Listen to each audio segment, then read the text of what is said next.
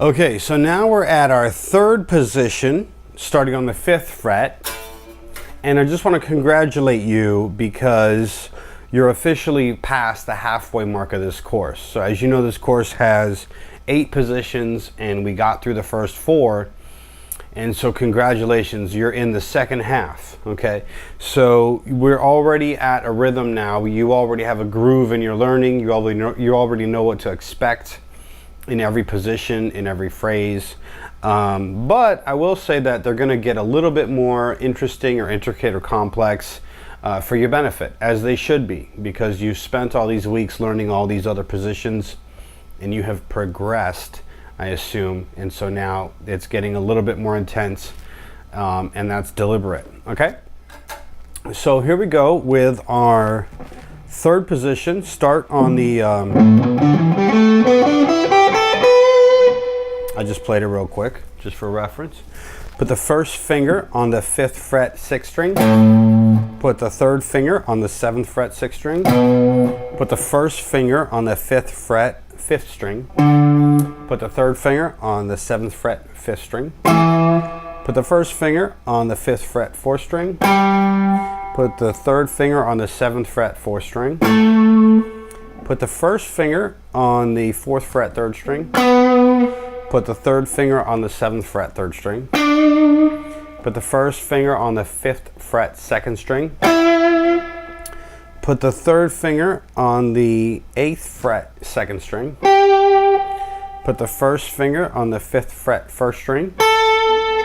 And put your third finger on the 7th fret 1st string. So you're gonna have,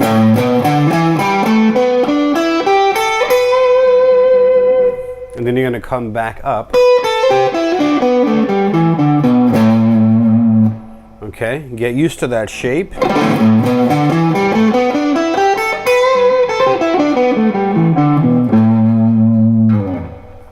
That's your third position on the E minor pentatonic scale. Here we go with the track.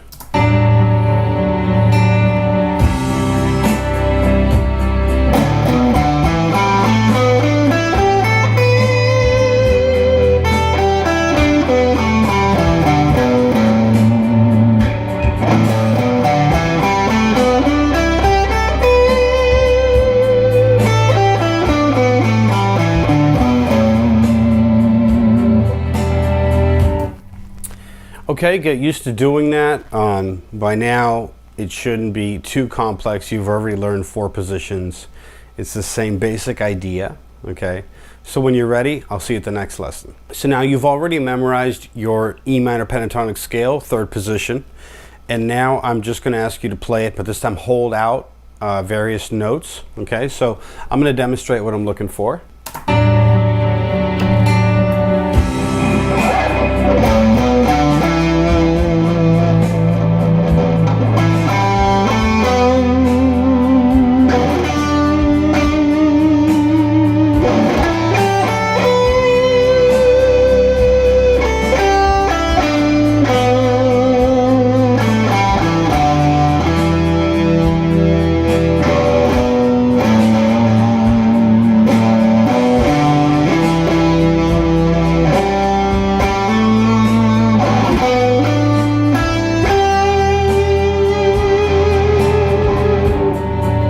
Okay, nothing too complicated. We're just holding out certain notes. And next, what you're gonna do is you're gonna randomize those notes, okay? So this is what your practice is going to be looking like.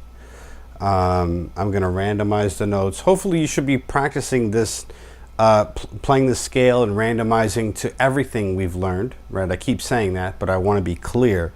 You should be randomizing the first and second positions, the higher and the lower octaves as well. Now you're gonna randomize this 3rd position. So here we go.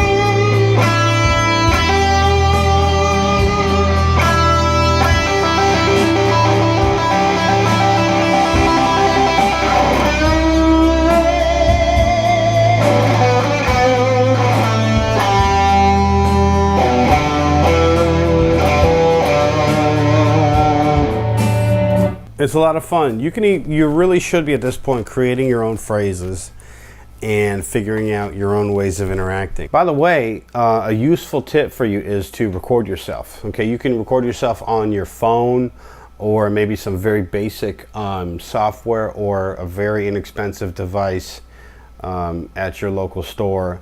But you can get a device and record yourself. It doesn't have to sound amazing, but you can listen to it as you drive or listen to it as you do some chores around the house. But just listen to your playing. You can learn so much just by listening to yourself, okay? It's worth a lot of lessons. It's as if you had a guitar teacher, but instead of having someone else's feedback, you're giving yourself feedback.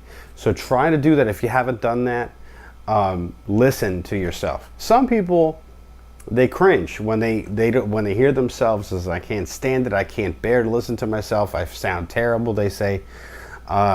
But think about it. If you're not going to listen to yourself, we all have to listen to you play. You're not playing into outer space. There's other people around you that are hearing you play. And so we have to bear it. So should you, if you can be fair. So listen to yourself. You're going to learn so much. There's so many things you're going to do. For instance, you might do something and say, man, that sounds horrible. I can't believe I do that. That just sounds disgusting. And then stop doing it. Or you might find something else that you really like and you're like, man, I didn't realize that section was so cool.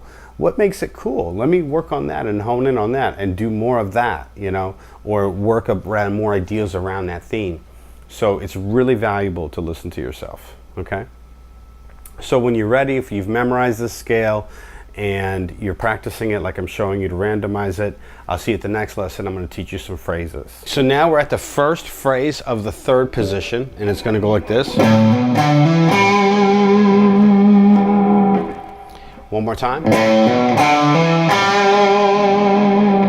Okay, so I'm starting with the first finger on the 5th fret, 6th string, and I'm going to hammer.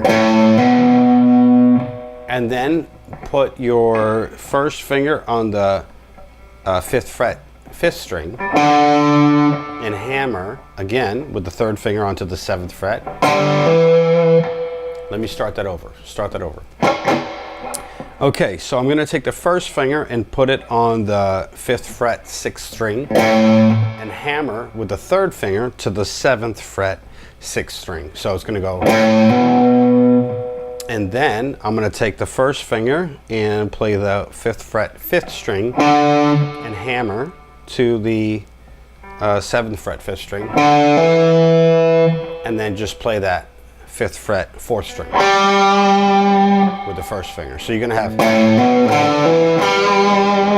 2 hammers, okay? Notice I went to that rear pickup again. I wanted a little more bite to this phrase. Okay, let me show you the context.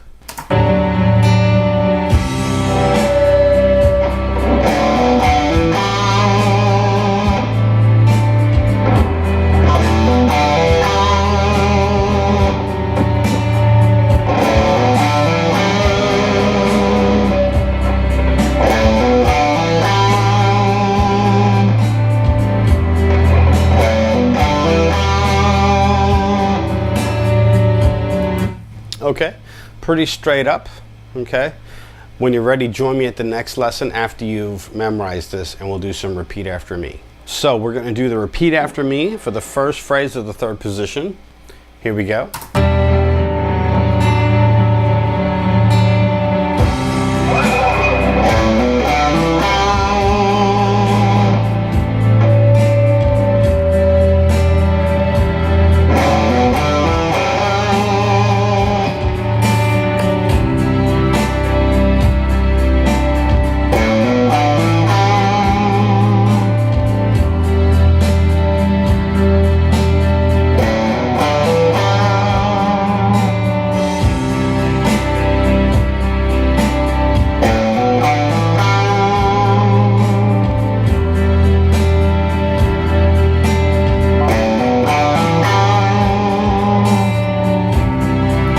All right, that's your first phrase. Work on that until you're comfortable, until you memorized it, and I will see you over at the next lesson. So now we have phrase number 2, for our third position, pentatonic, and it's going to go like this.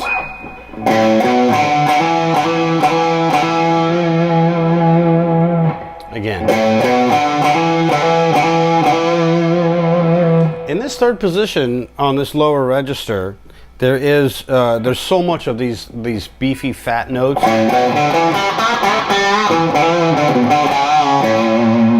And I love to use those, okay? Later in the course, I'm going to teach you the same position an octave higher, and we're going to use the high notes instead of these low notes. But while we're down low on the neck, I like to use the low notes. It sounds really bassy and authoritative. So we're going to start with the first finger and put it on, once again, on the 5th fret 6th string.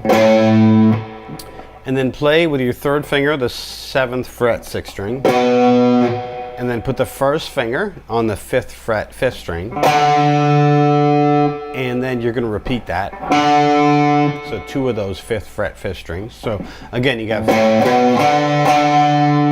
And then you're going to hammer on from the 5th fret 5th string to the 7th fret 5th string. Again. Again. And again. 4 of those repeats. So it's going to be...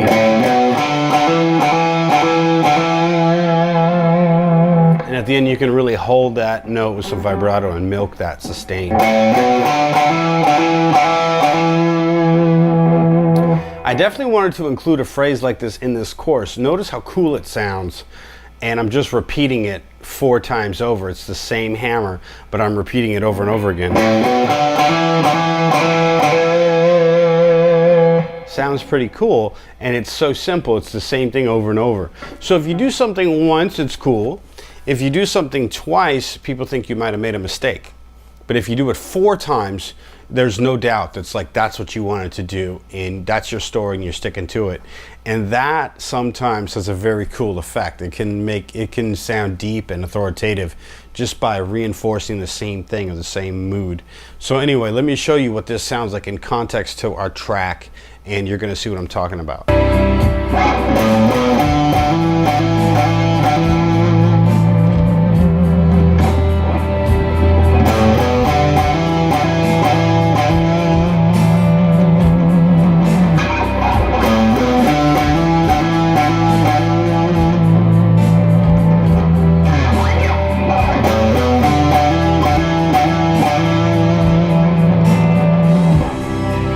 Notice how deep that authority sounds.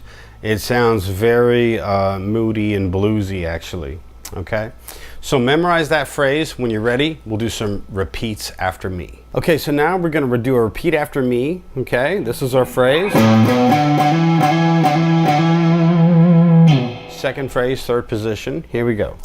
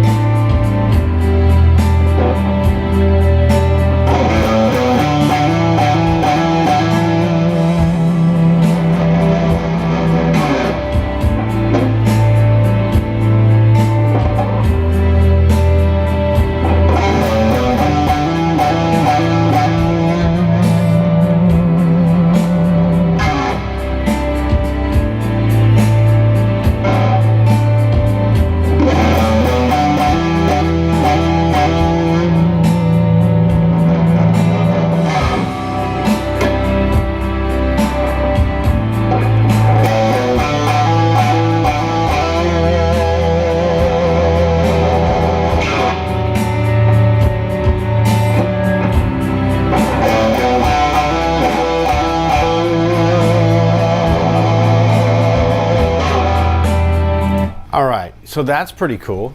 Okay, work with that, and when you're ready, I'll see you over at the next lesson. So our third phrase for the third position is actually really simple, but it's unique because this is the first time ever in this course that I'm teaching you how to do a down choke and not just an up choke. So we can't really even call this a choke, because the choke means that we're choking the neck this way. So this is just a bend. That's a bend.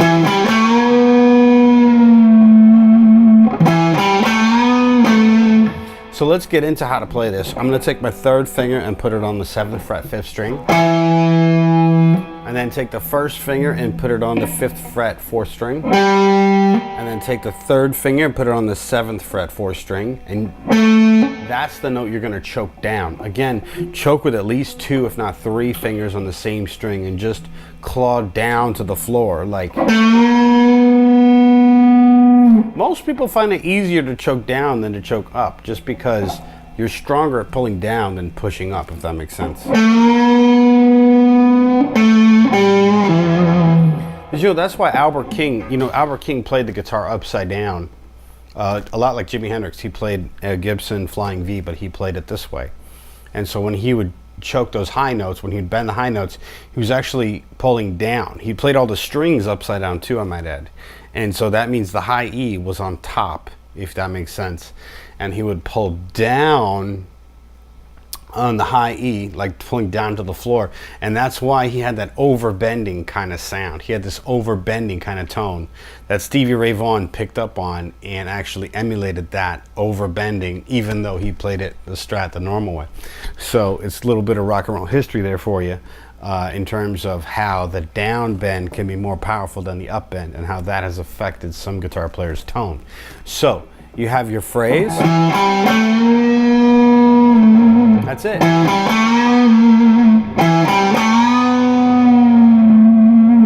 All right. So, so you're gonna do that choke down,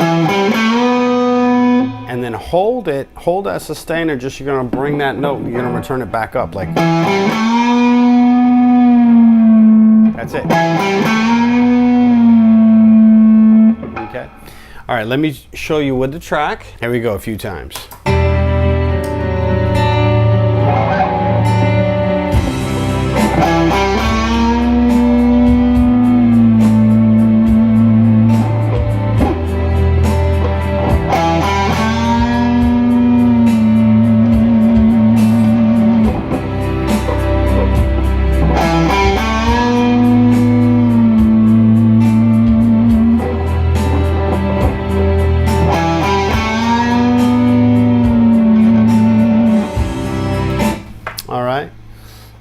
Pretty simple in terms of just 3 notes and a nice down choke with some sustain, some vibrato. Okay, memorize your phrase. When you're ready, you can repeat after me. Okay, so now we're doing the repeat after me for the 3rd position, 3rd phrase. Hopefully you've memorized it by now and you're ready to go. So here we go.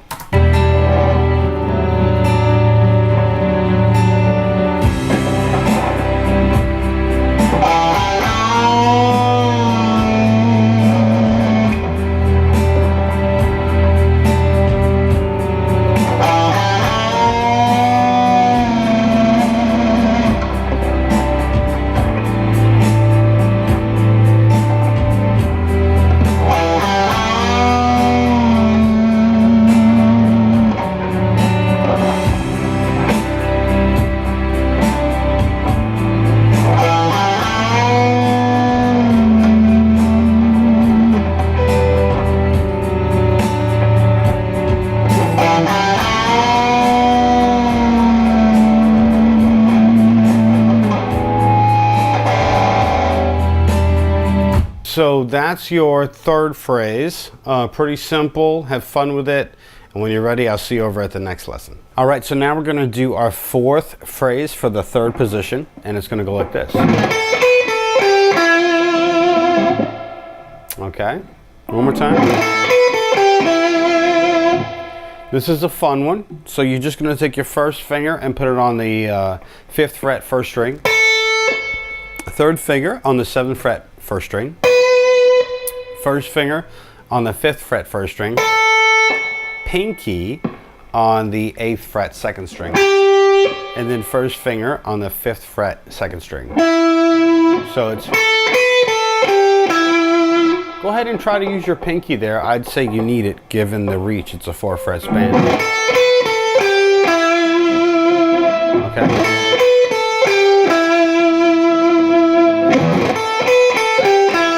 You can really tell that I'm using a rake there.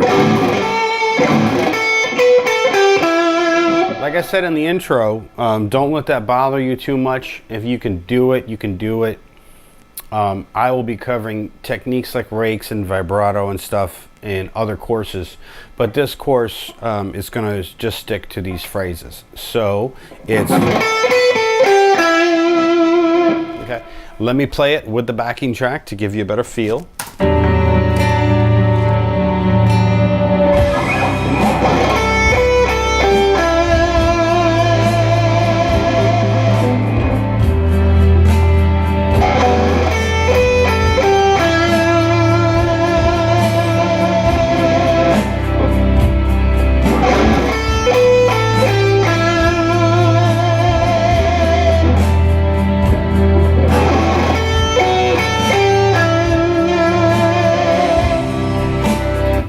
Okay, pretty simple phrase, pretty straight up, no bending, no choking, just a nice pentatonic run.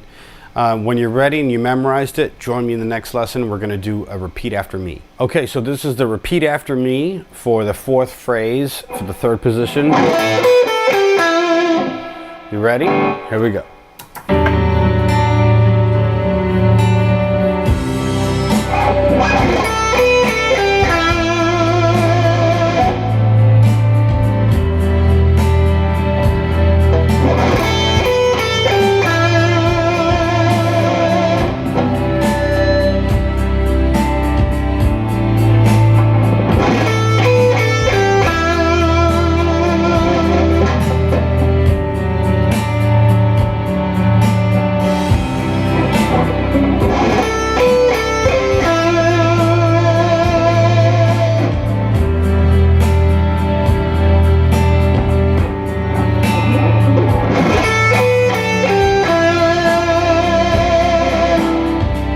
So that's a lot of fun. Work with that, and when you're ready, I'll see you at the next lesson, which is the last phrase in the 3rd position. All right, so you made it this far. Now we're at the last phrase of the 3rd position, and this is just going to be 2 notes, okay?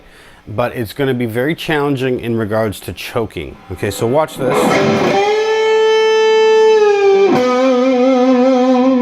I'm going to do a big fat choke. I'm going to take the 3rd finger and I'm going to choke the 2nd string on the 8th fret up.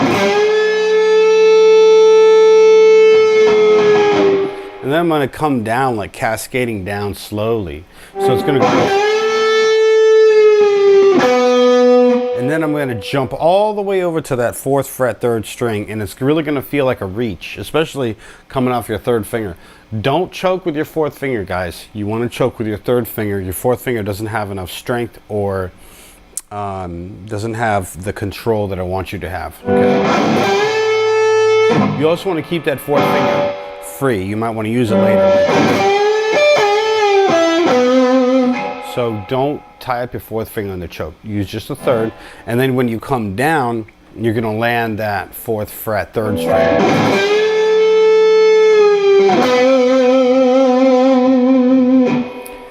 Okay, so that's how you play the phrase. Let me show you it in context with our backing track.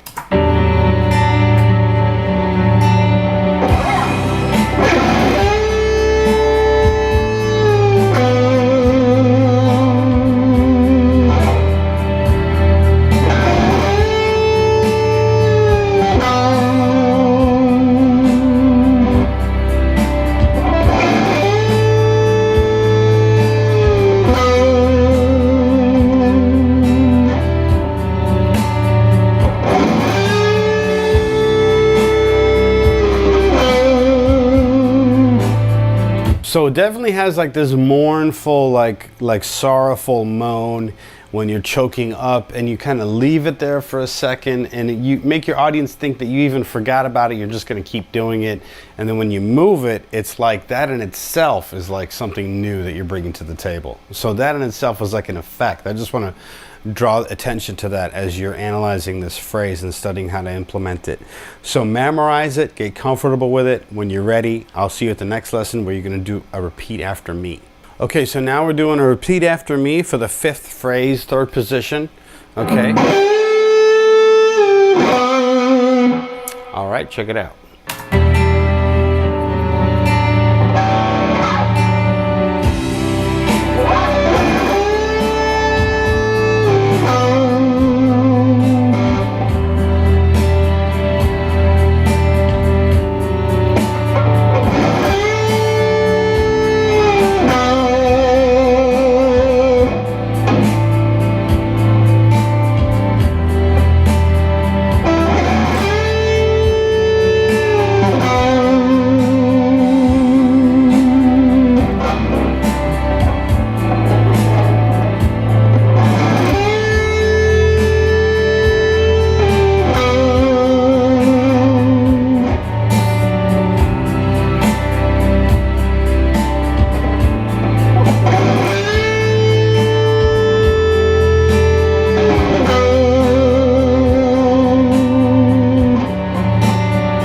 So that's your last phrase, your 5th phrase for the 3rd position.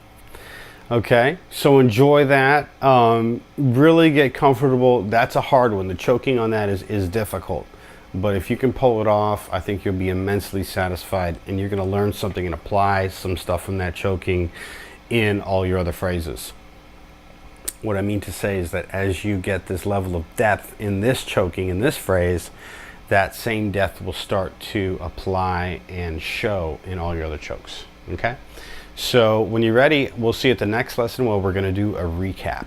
All right, so what I'm going to do is I'm going to play all the phrases. We have done 5 positions now. We've got the 1st position, 2nd position, 1st position, lower octave, 2nd position, lower octave, and then the 3rd position. So there's 5 positions, 5 phrases per position. So that's 25 phrases.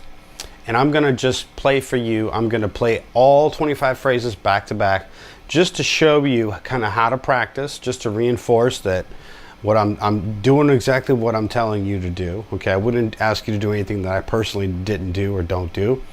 Remember, you're going to practice all 25 phrases in your playing. I'm trying to help you stay fluid. So you're going to be practicing all of your scales too, up and down, verbatim. Practice randomizing your scales and holding random notes and then adding different to different spots to your liking, chokes and vibrato and hammers, pulls and slides, and implementing my phrases, randomizing them. So all this you should be doing by now. I'm going to demonstrate this. By the way, a quick plug, if you're stuck, contact me on Skype. You can get myself or you can get one of my certified teachers to help you if you get stuck. We want to get you unstuck, okay? So for the rest of you, just check this out. I'm going to play all 25 phrases back to back. Here we go.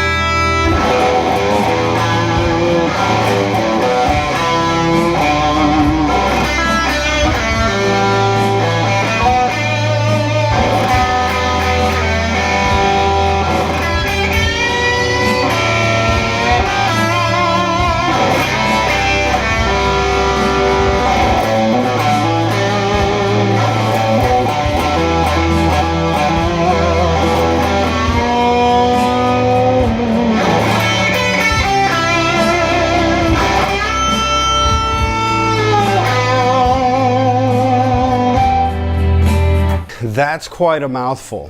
Okay, it's not easy, but you can start to appreciate how cool these phrases are when you hear them stacked back to back. They're actually really cool. These are pro phrases. You're the only variable. It's up to you. There's nothing wrong with these phrases. These are awesome phrases. I want you to know I cherry picked all these phrases to teach you how to choke, to teach you how to hammer and slide and pull off and alternate pick, and just very creative ways to use these scales. You know, when you're playing the scales as is, they were kind of lifeless. You know, they maybe sounded a little cute, a little bit, you know, like a nursery rhyme even, but when you implement these phrases, they really start to come alive. So hopefully you're doing that, you're memorizing it.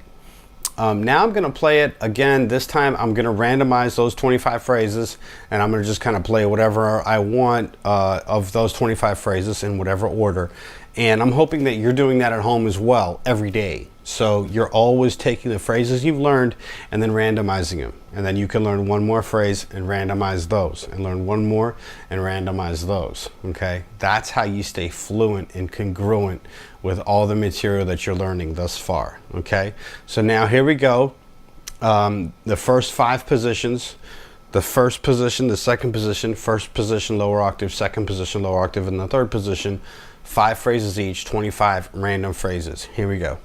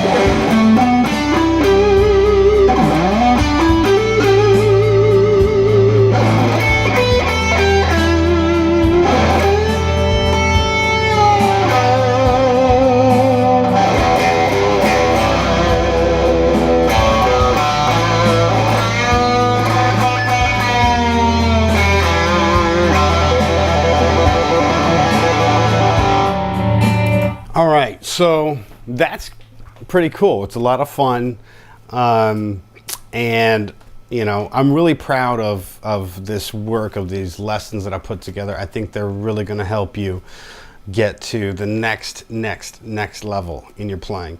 I'm really hoping that this is actually a lot more than you bargained for. And the proof is in the playing. I mean, you see the way I'm playing, you see what I'm doing, and you see how I'm teaching you every single thing that I'm doing and how to do it.